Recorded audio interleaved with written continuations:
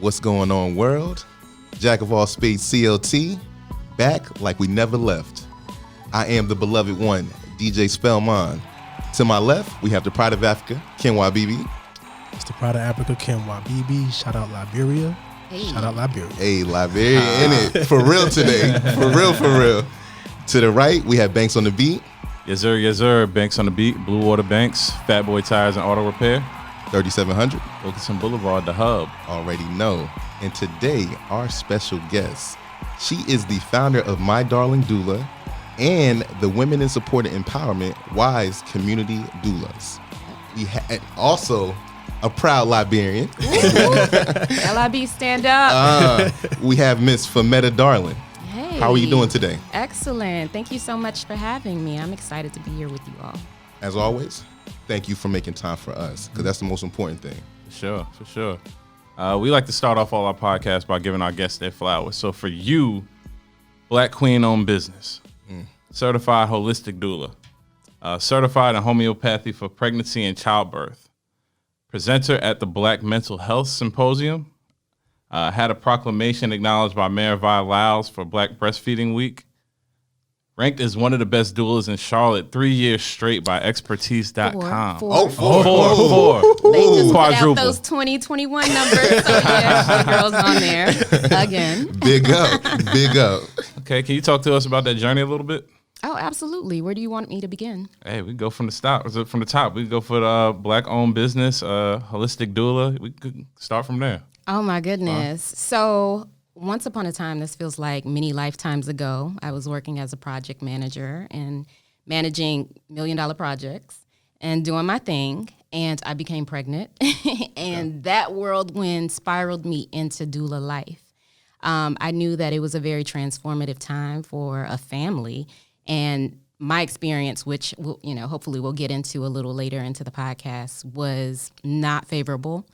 And I just kind of wanted to act and serve as a protector of that sacred moment, those sacred space and times. So, that's how I kind of started my journey into doula work.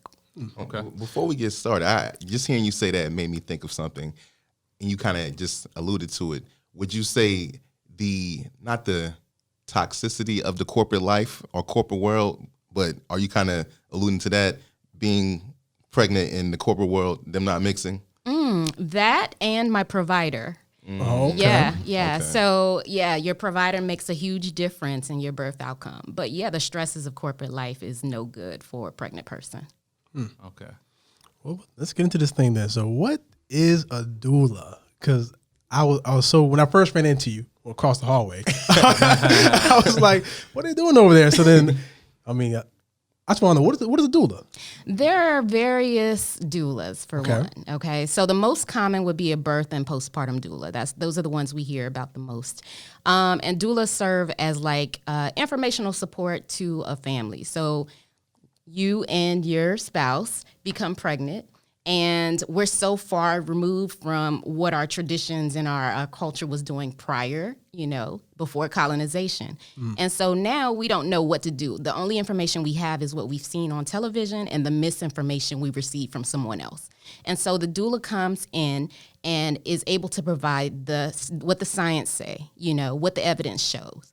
And support you during the birthing process. So for me, I do 2 prenatal visits with my clients. Usually, it could be more than 2. We're talking about what's going on with your body, what to expect once you get into your birthing space, whether it be the hospital or birthing center or at home. And we start to cultivate a plan moving forward, because a lot of times when families go into the hospital with prenatals with their doctors, those visits are like 10 minutes. They spend the majority of the time with the nursing staff, taking blood, weighing in, doing urine samples, and then 10 minutes in with the doctor and it's over. And so they don't really understand the whole process, and the doula is there to help them kind of unfold it and work through some of that medical jargon. And then when they go into labor, I'm with them during the entire time. So I advise all of my families that I support to labor at home for as long as they can, because when we get into the hospital, that's when they try to intervene and speed things up, and we kind of forget that the person that delivers the baby is an obstetrician, okay? And they are surgeons, and so their approach is is more pathological. You know, they're looking at birth as a problem, so we have to fix it, you know. And so we run into problems when we get into the hospital too quickly. Plus, when you're at home, you're in the comfort of your space. You know, you can move and breathe and sleep and eat if you want. Whereas in the hospital, they put you on a liquid fast, you know, and they like to restrict you to a bed. So all of those things really affect the whole birthing process. And so I labor with my families. I'm with them during the entire birthing process. And then once they give birth, we understand that first hour after the birthing process is very important to establish a bond, specifically a breastfeeding bond. We want our moms to be able to breastfeed their baby because that's the best nutrition. So I'm there to support them through all of that. And if I'm a postpartum doula, when they go home, you know, we go to, when women become pregnant, it's like, okay, we'll see you once a month. And then it moves to every other week. And then weekly doctor visits. But then they give birth to the baby and it's like, okay, bye, we'll see you in 6 weeks. You know, which is really, really crazy because a lot of different things can happen within that 6-week process, you know? Okay. That time frame is very delicate. And so as a doula, I'm there to support that family through that time too, as they kind of transition into, you know, new parent. Okay, that sounds like it has a lot more personal and direct benefits than going to a hospital, obviously. As far as training, what is required for being a doula? So there aren't a lot of requirements, but I say that everyone should go through a doula training. If you know somebody who can give birth, you need to be in a doula training. And so we all know somebody, you know, whether you choose to make it a career or not, it's just beneficial to have the information because we're seeing like the statistics are not favorable, you know, to us. And I say us as in Black women. And so if you love a Black woman or you know a Black woman, you should link them up with a doula. And if you can't go through the training yourself, then you should get someone who can. Okay, heard that. All right. Now, this wasn't always your career path, correct? Correct. Okay, so what happened during the first few months after your son, was it Yuri? Yes, Yuri. Okay. After your son Yuri was born, that changed the direction in your life with this. Oh my goodness. So I moved to Atlanta to work in project management, and I was kind of away from my family. The majority of my parents are here in Charlotte. And so I didn't know a lot of people. I met new friends while there, but they were new friends. I'd always had a holistic approach to like lifestyle, and so it just made sense that I would, you know, continue that on through my pregnancy. I wanted to give birth at home. And so when I started to do my research, I found like a midwifery duo. They felt good to me. But if anybody knows Atlanta traffic, it was crazy, you know, trying to get to them. So I would get off of work, have to commute 45 minutes to them and 45 minutes back home, which was like way too much for me. And so I found a midwifery practice that operated inside the hospital. And I was like, cool, if anything happens, I'm right in the hospital where all the technology is, you know. It was great at first. There were like 4 different midwives in the practice. I didn't see the 5th one until the end. She was racist, period. I had never considered like, oh, you know, my midwife or my provider may be racist. Like, I don't know why, but it never crossed my mind that could happen to me. So when we started to, you know, go through our prenatal visits with her, she wanted to know more about us. Told her I was a project manager and my son's father is an engineer. And she would say things like, how did y'all get those jobs? Or, you know, how did y'all get in that field? Like just things that you shouldn't have to worry about. Right. What does that have to do with my pregnancy? Yeah. Correct. Okay. And I can say that to other Black people and they already know, you know, what that was. But unfortunately, when I went into labor, she was the one on call. So she was the provider. And it was so traumatic. The experience was so traumatic, just not being heard. I felt like I had to fight, you know, just to get what I wanted. She disregarded a lot of things. When I went to push my son out, I pushed so hard that I tore. And so as she was stitching me up, she never gave me a numbing agent. She just started to stitch me. Oh. And I was like, ow, you know, ouch, that hurts. And she was like, oh, I gave you something. And then I felt her poke me to numb me. Got you. Wow. So these things happen way more frequently than they should. But for me, I think that was kind of it was initiation by fire almost, because after that experience, I was just kind of like, I got to prevent other people from going through this. Right. I was not diagnosed, but I think that for a good 3 years after that experience, I went through some postpartum depression. I didn't even go back to my 6-week visit because I wanted nothing to do with them. And so over time, I just kind of, would help family and friends out with, preparing a birth plan, finding providers. So I was operating as a doula without going through the training. And then eventually I went through a few trainings and I was like, this is my calling. Like, this is what I was created to do. And so I stepped away from that, job that was kind of comfy, and I created a lifestyle for doula and getting, the name doula out in the community. So you started as a doula. You saw there was a need for representation and financial access to the Black community. Can you speak on that? Absolutely. So once I finally became a doula and I started to practice as a doula, when I looked into my community, I saw that doulas on their websites had white families, and they were kind of catering to like the people with money, basically. But doula is evidence-based. So the studies show that if you have a doula on your birth team, your outcome is more likely to be beneficial. A more favorable outcome. You're less likely to have a C-section. You're more likely to breastfeed. I can go on and on and on. So, and what I also knew is that the maternal mortality rate for Black women was much higher than our white counterparts. So Black women were dying during pregnancy and childbirth at a rate 3 to 4 times higher than our white counterparts.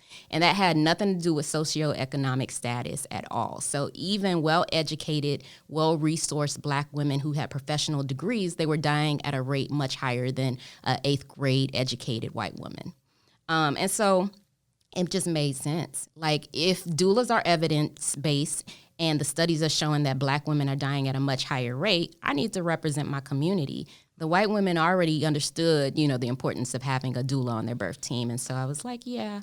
So a lot of the work that I've done is just kind of making doula a household name in the community amongst Black people. So I got a question. So you speak of birth team. So what would a birth team look like? So what's the key players in the birth team? So the partner, obviously. Your provider, so whether that be a midwife or a doctor, and then I would say whoever else is coming. So sometimes it's a family member, grandmother, aunt, and then, hopefully a doula. Gotcha. But they all serve different roles. And then that birth team can extend. So you might have a chiropractor or acupuncturist, or there are many other people you can bring in. First time hearing those kind of names brought into the situation, but look, this is what we're here for the knowledge. All right, so definitely want to big up all our Black women, all our Black queens.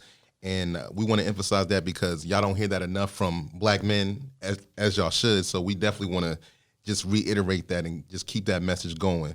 So do you fit in this, and it ties into this question, and it's kind of heavy. So we're going to prepare, parental advisory warning, but do you feel like the community building aspect of what you do is even more important in our culture due to the higher rates of single mothers? Absolutely. So again, we see those higher maternal mortality rates, and that's even with families that have two-parent households. I also see two-parent households struggle, So if they're struggling and they have 2 incomes coming in, just imagine what that means for a parent that's solo. They're doing everything, having to work. They may have other children in the household and pregnant, And so, a lot of the work I do is trying to create community because, Black culture, like our culture, it was never about solo or single anything. Like everyone was important, and we always knew that we were as vulnerable as our most vulnerable. So if, somebody is down, we're all down, There's talks about the self-care. We hear that a lot. That's like a regular term now in our language, but we need to start talking about community care. All right, well, that's, segue king. It goes to the next question as we're talking about the village. Can you explain the joy that you all bring, the doulas bring to the community when you have your community baby shower event? Oh yeah. So Look at smile. Did you see the smile? So first of all, my community baby shower event. Shout out to all the W.I.S.E community doulas that hold it down and work so diligently and hard to make it function. And really, it is an all-encompassing community event because we get donations from the community and we're able to give it to the people. So my community baby showers operate as like a covert mission, okay? So they think they're coming in to get like clothes and diapers and all the things that they may need, but really it's a place to facilitate conversation. So they really do talk and share with us their concerns. It's like my doctor isn't listening to me. They want to force-induce me into labor, and I'm concerned. And I'm like, who is your doctor? You know, okay, first of all, your doctor has a high C-section rate. So let's talk about how you can maybe transfer to another practice, you know, or I'm not feeling it. I'm in a abusive situation. Well, these are the resources for you. You know, you don't have to stay in that. Give me a call. Let's talk about it next week. So it really does create a space for people to have more resources. Okay, for sure. All right, so this next question, as far as us, we kind of didn't know who was going to ask this one. I caught it, but yeah, I'm going to throw it to you. One of the services that you offer is placenta encapsulation. Hey. Right. So what are the benefits of consuming the placenta? Oh my goodness. So I love placenta. First of all, that's one of my favorite words, period. Placenta. So shout out to the placenta. Yeah, shout out all the placentas out there. So, I mean, it's a miracle. It's miraculous that the body can grow this foreign organ and not reject it. It's the only organ that the body creates, like when you become pregnant. Also, all of you, when you were in your mother's womb, were closest. You were 3 cell walls away from your mom. That's the closest you'll ever be to another human being, period. The placenta is such a miracle.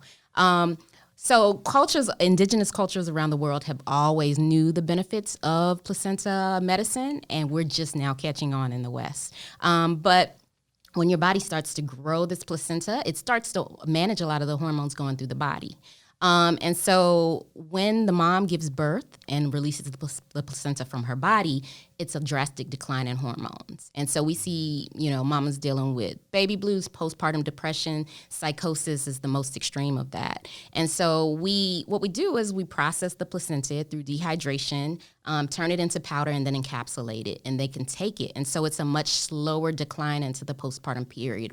It's perfect medicine made by the body, and we're feeding it back to the body. And the placenta is very nutrient dense. It has a lot of minerals in it. And so we're just giving that back to the body. The biggest feedback I receive is just feeling more like an energy boost, feeling more like themselves after the birthing process.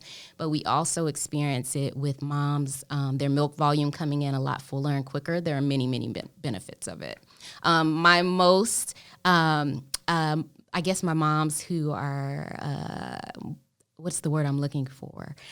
Anyway, some of them want the placenta in a smoothie. So I'll create a smoothie with their favorite ingredients, put a little piece of placenta in it, and they can take it. You don't taste the placenta at all, but they consume that. But I would say, if next time you go to the grocery store, if you go to Target, look on the back of the, like if you have skincare, your favorite skincare or hair care, look on the back of it in the ingredients. A lot of those ingredients or a lot of those products are now incorporating placenta. Okay. Wow. It's not human placenta, it's animal placenta. Yeah, I was going to ask, how's that even, we're doing that now? Where they getting these babies, bro? Yeah, for real, listen, I ain't signing off on that. Okay, my next question, is there a time frame on how long a doula can work with a new mother?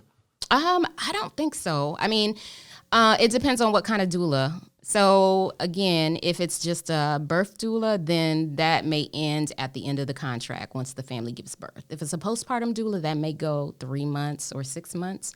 A lot of times families will hire after that time a nanny or something like that who can step in. Okay, I wanted to jump in real quick. Go ahead, 'cause I got a follow-up question to that too. I wanted to know, are there any like meditative or pre-birth rituals that you do going into this? Yeah, so going into the birth and just being a doula period. I mean, even if it's going into the birth afterward. For me, myself, or my client? Personally. Oh, you. yeah. Oh, absolutely. Absolutely. So Or birth. both, I'm sorry. Okay. Yeah. So for me, birth is ceremony. Like it's a ritual in itself. You know, whether we choose to look at it that way, but the way Western culture is set up, we look at it as like medical, you know. And so it's a very sacred space. So I always have to connect with source and connect with my ancestors who did this work as well, and make sure that I'm grounded, because there's a lot of things going into us, you know, on a personal level. There's a lot of things that we're exposed to. And so I have to make sure that my energy is in check so that I don't bring that to the birthing space, because it's a very delicate and vulnerable space. Gotcha. So what I'm hearing is you sage up the place before you get down to it. No, but I wanted to go back to the earlier thing as far as how long a doula can work with a family. So what's the longest you have worked? Like you said, there's a time frame where the doula may transition to them getting a nanny. I'm just curious. The longest I've supported a family is 3 months after the birth. But my families, like I'm still in contact with them. The families that I support become family. So I keep up with them. If they have questions about, you know, their baby who is now a toddler, then I'm still in contact with them. Okay. Well, yeah, that further goes to that community building. So yeah, big up to you on that. Thank you. So now you were born in Liberia. Hey. So can you tell some of our listeners about your homeland, or our homeland, Africa, about the homeland, Africa, and some of the common phrases used in Koloqua? Yes, of course. So for those who don't know, Liberia is a small country on the western coast of Africa.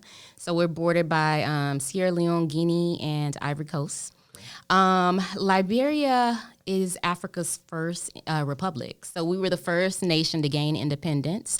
And it has a very interesting relationship with the United States, because a lot of the Americo-Liberians, or the freed blacks after emancipation, were sent back to Liberia to settle. And it's interesting also because the Americo-Liberians had a very contentious relationship with the indigenous Liberians.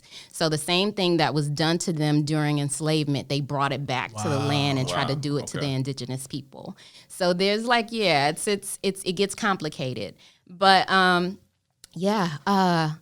if you look at the Liberian flag, it resembles the American flag. Yeah, it does. It really other does. than, you know, we have 11 stripes and we have a lone star.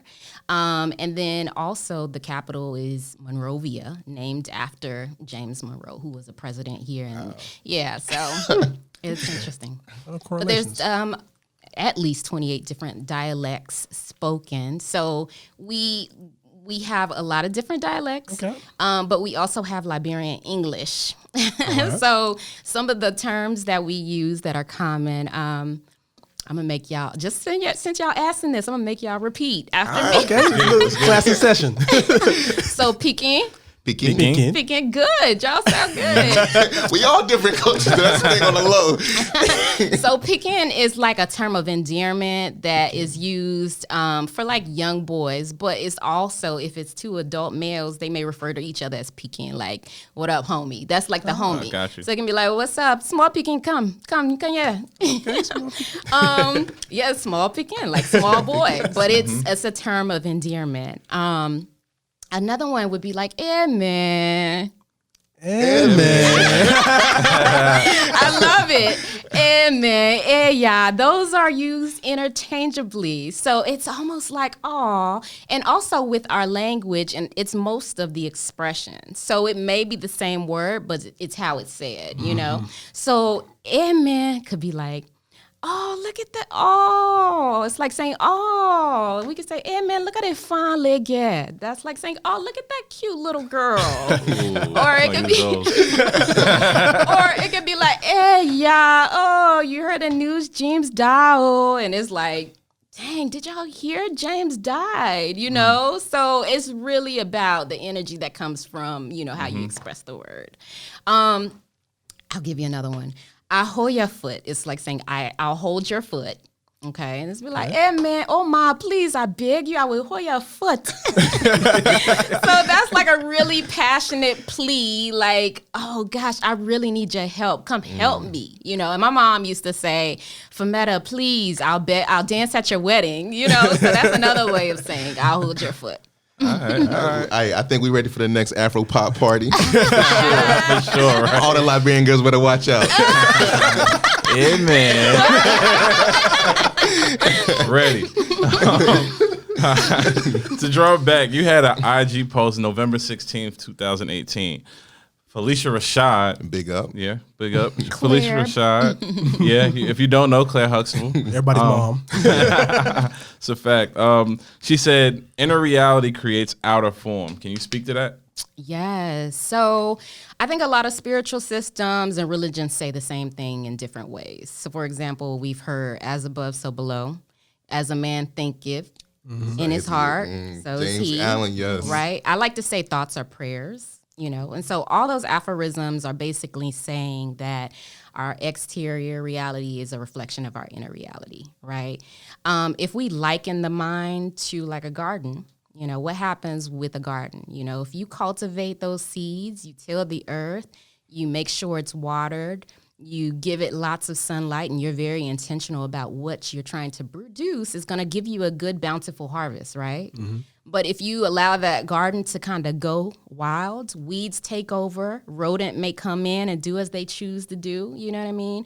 And is it going to produce any beneficial seed for anyone in that community? Absolutely not. And so I think the same thing can be said when we're talking in general. We have to be really intentional about what we consume, and it's not necessarily the physical consumption of food and drink. That's very important, but what are we seeing? What are we hearing? What's the energy we're entertaining? Because all of that makes an imprint on us and how we produce, and that post was intentional for birthing people because doctors can invoke a lot of fear and anxiety in patients.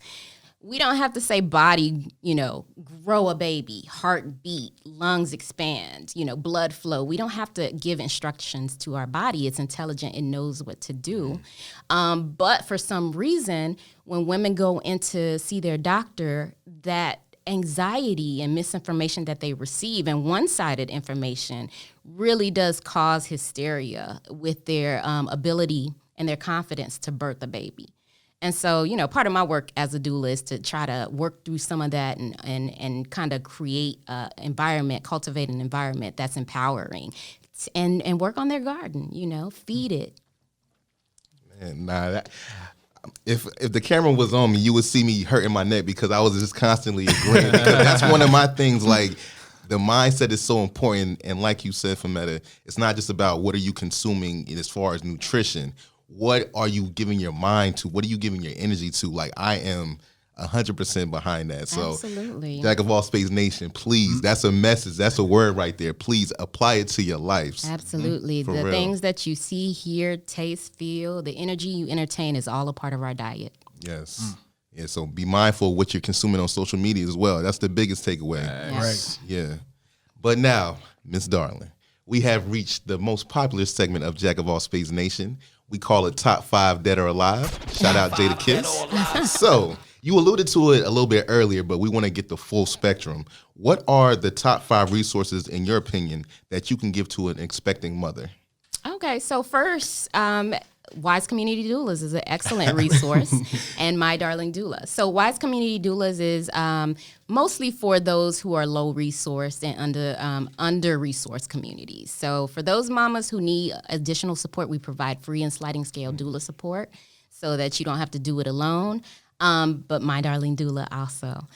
There's W.I.S.E in our community. So Women, Infant, Children program. If families are on Medicaid or receive like food stamps or SNAP benefits, they can go to the W.I.S.E program and get breast pump. They also have breastfeeding peer counselors that can help with the breastfeeding process. And then they also have where you can supplement your benefits. So if they usually have a list of things that you can buy that are W.I.C approved. But if you're breastfeeding, you can get more whole foods. So that's a good resource. I like to say the first intervention with labor is leaving your home. I'm a proponent for giving birth at home. For those who choose not to, try to get to a birthing center. So We have a birthing center in Statesville, which is like 45 minutes away from Charlotte. They're great staff of midwives who are supportive and nurturing to the normal physiological process of childbearing, and they can support you. So that's a great resource to have. And lactation consultants, because again, what we're seeing is that our black mamas are not breastfeeding. And we know that breast milk is the best nutrition you can give to a newborn. So finding a lactation consultant. As a doula, I support my families in breastfeeding and establishing a good, solid bond. But if it's out of my scope, then I refer them to the lactation. So those are all important. Just hearing you say that, what are the biggest differences between a hospital or a birthing center? So a huge difference. Okay. So the birthing center is like the next best thing to giving birth at home. Okay, with the exception of it's a foreign environment, but the midwifery model of care is just more gentle to the birthing process and more understanding of the normal unfolding of birth. So there's more patience. Whereas you go into the hospital, you meet the nurses for the first time. You may or may not have met the doctor that is on call at the time. And you're limited to the room. They also put you on a liquid fast, so you're not able to move freely and do all the things that you should be able to do. It's a huge difference. It's night and day. I think, honestly, in my 34 years of living, that's the first time I've heard of a birthing center. Me too. I haven't heard So I had really? to, Wow. Okay. Nah, Jack of all Spades Nation. We have definitely been enlightened today, for sure. Tap into Ms. Fametta. Please shout out all your socials for the people to find you. So I'm on Instagram at My Darling Doula. You can find me on Facebook under that handle as well. And then W.I.S.E Community Doulas on Instagram and Facebook. And like she informed us earlier, 4 years as one of the best doulas in Charlotte. Yeah. But Jack of all Spades Nation, it's close to that time. We got to go ahead and close this thing out. So as always, I am the beloved one. It is I, the Pride of Africa. Shout out Liberia one more time. Yes. Yep. Thanks, Blue Water, Fat Boy Tires. And we, of course, say thank you to Ms. Fametta Darling, my darling doulas. Yes. Thank you so much for having me. This was fun. Yeah. Thank you. No, once again, it happened organically. We just seen her doing her thing across the hallway in the studio. We were like, hey, let's find out what she's about. We were doing a doula training. So if you're interested in becoming a doula, holler at me. There you go. So, good people, you know where you can find us at, anchor.fm for all the streaming platforms, which include Apple Podcasts, Google Podcasts, Spotify, Breaker. Shout out Jay Marlowe behind the scenes for the audio and the visuals on YouTube, of course. But, rest in peace, Malik Taylor. If you don't know who that is, that's Phife Dawg. One time for a Tribe Called Quest. Tell your mother, tell your father, send a telegram. And we out.